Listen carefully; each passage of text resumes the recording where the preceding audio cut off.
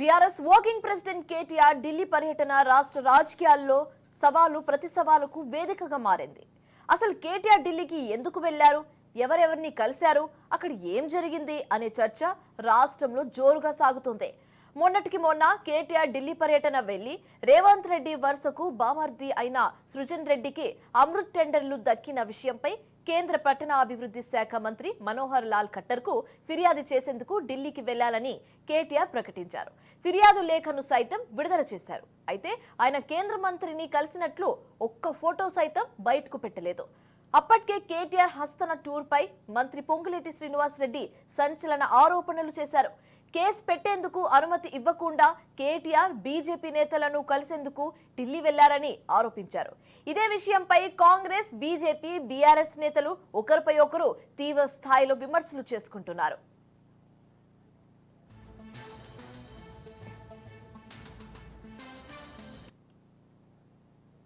తాజాగా మరోసారి కేటీఆర్ ఢిల్లీ బాట పట్టడంతో తీవ్ర చర్చలకు దారితీస్తుంది.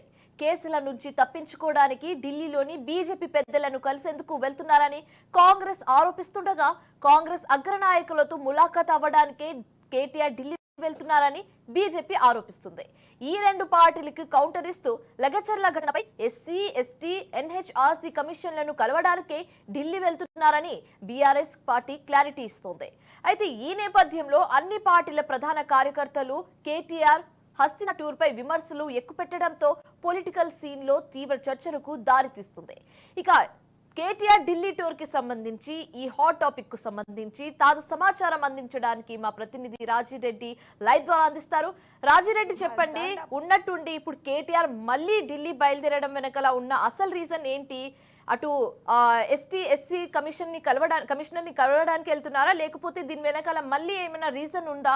అసలు బీజేపీ, బీఆర్ఎస్, కాంగ్రెస్ చేస్తున్న వాదనలు ఏంటి? మొత్తానికైతే కేటీఆర్ ఢిల్లీ వెళ్ళినప్పుడల్లా రాజకీయ దుమారం రేపుతుందని చెప్పుకోవచ్చు. ఈరోజు కూడా ఢిల్లీ వెళ్ళారు, మళ్ళీ రాజకీయ దుమారం రాష్ట్రంలో అవుతుంది. మొత్తానికి చూసుకున్నట్టయితే ప్రధానంగా ఉన్నటువంటి మూడు పార్టీలు ఒక పార్టీ పైన ఒక పార్టీ తీవ్రంగా విమర్శలు చేసుకుంటున్నాయి. కాంగ్రెస్, బీఆర్ఎస్, బీజేపీ ఒక పార్టీ పైన ఒక పార్టీ మైండ్ గేమ్ ఆడుతుంది, ఒక పార్టీ పైన ఒక పార్టీ తీవ్రమైనటువంటి విమర్శలు, ఆరోపణలు చేసుకుంటున్నాయి. ముఖ్యంగా కేటీఆర్ ఢిల్లీ ఈ మధ్య పదే పదే వెళ్ళడానికి రాష్ట్రంలో ఉన్నటువంటి కేసులను అతను తప్పించుకోవడానికే వెళ్తున్నారు. కాంగ్రెస్ జాతీయ నాయకత్వాన్ని కలవడానికే వెళ్తున్నారు.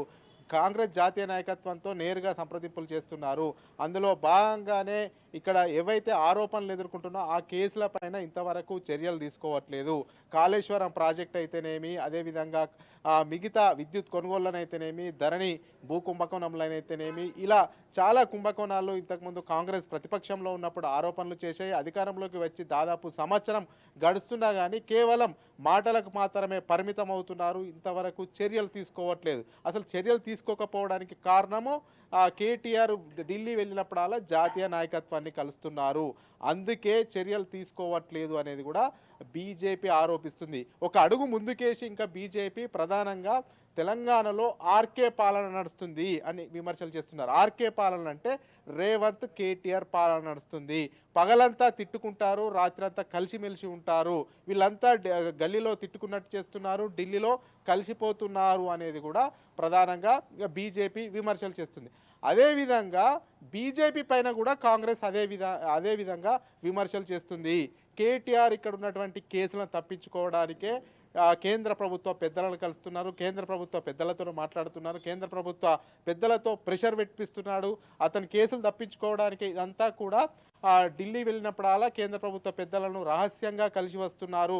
అందులో బాగానే ఫార్ములా ఈ రేస్ కేసు కూడా ఇంతవరకు గవర్నర్ దగ్గర పెండింగ్లో ఉంది, అది అట్లే పెండింగ్లో ఉంది. ఇదంతా కారణం కూడా కేంద్ర ప్రభుత్వ పెద్దలను కలుస్తున్నారు కాబట్టి అతని కేసులు ఎటు తేలట్లేదు. నాన్చివేత ధోరణి కేంద్ర ప్రభుత్వ పెద్దలే వహిస్తున్నారు అనేది కూడా ఇటు కాంగ్రెస్ ఆరోపణలు చేస్తుంది.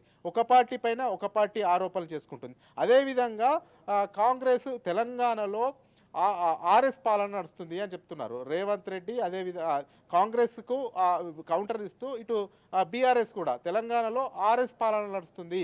అంటే ఆర్ఎస్ అంటే రేవంత్ రెడ్డి సంజయ్ పాలన నడుస్తుంది అనేది కూడా బీఆర్ఎస్ విమర్శలు చేస్తుంది. అంటే ఒక పార్టీ పైన ఒక పార్టీ విమర్శలు చేసుకుంటున్నాయి. ఇవన్నీ కూడా కేసులన్నీ కూడా గతంలో బీఆర్ఎస్ అధికారంలో ఉన్నప్పుడు పెద్ద ఎత్తున అవినీతి ఆరోపణలు వచ్చాయి. కానీ ఏ కేసులో కూడా పురోగతి లేదు కాబట్టి ఇవన్నీ కూడా ఢిల్లీ వెళ్ళి అటు కాంగ్రెస్ను మేనేజ్ చేసుకుంటున్నారని బీజేపీ ఆరోపిస్తుంటే బీజేపీ పెద్దలను మేనేజ్ చేసుకుంటున్నారని కాంగ్రెస్ ఆరోపిస్తుంది. అయితే ఆ బీఆర్ఎస్ మాత్రము తెలంగాణలో జరుగుతున్నటువంటి ఇక్కడ ఉన్నటువంటి పరిస్థితులను, అది ముఖ్యంగా కొడంగల్ నియోజకవర్గంలో ముఖ్యమంత్రి నియోజకవర్గంలో లగిచెర్ల ఘటన ఏదైతే జరిగిందో దానికి సంబంధించినటువంటి జాతీయ మానవ హక్కుల కమిషన్ కలవడానికి, అదేవిధంగా జాతీయ మహిళా కమిషన్ కలవడానికి, ఎస్సీ ఎస్టీ కమిషన్ కలవడానికే కేటీఆర్ ఢిల్లీ వెళ్ళారు.